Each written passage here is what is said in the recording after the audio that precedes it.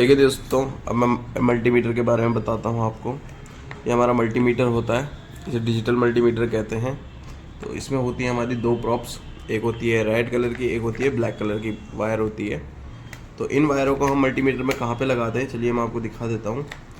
तो कॉम पे हमारी जो हमारे उसमें कॉम्प लिखा होगा उसमें ब्लैक वायर लगती है, वी ओम एम ए पे हमारी रेड वायर लगती है। तो इन दोनों वायरों को पहले मैं कनेक्ट कर लेता हूँ। ठीक है, इसे कनेक्ट कर लेंगे। कनेक्ट करने के बाद मैं आपको बताता हूँ इसका यूज़ कैसे करते हैं। तो देखिए यहाँ पे ऑफ लिखा है, इसे रोलर कहते हैं, जिससे हम किसी भी साइड पे रोटेट कर सकते हैं। ठीक है, ये अभी ऑफ हो रखा है। देखिए अब ये क्या है, 600V, 200V, 20V, 2V और 200M। तो ये हमारा क्या है, वोल्टेज है। कौन सी वोल्टेज है, अब देखो दो टाइप के हमारे करंट होते हैं।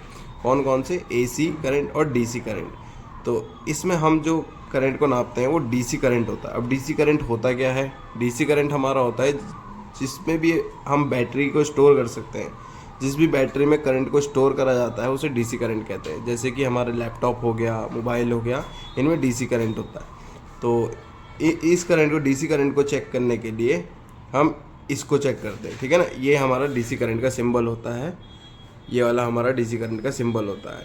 तो बैटरी में जो हमारे फ़ोन में जो बैटरी होती है वो कितनी होती है, 3.8 समथिंग बैटरी होती है। तो 20 वोल्ट DC पे ही हमें सेट करना पड़ता है। इसमें जाके हमें चेक करना पड़ता है बैटरी में कितनी वोल्टेज है या नहीं है।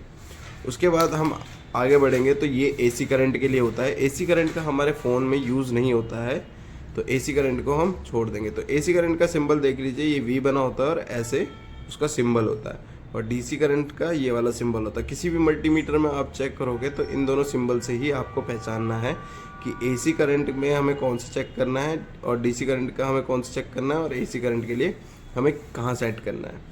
उसके बाद नीचे चलते हैं, थोड़ा नीचे चलते हैं तो यहाँ पे ओम रेंज आ जाती है 2M, 200K, 20K, 2K, 200।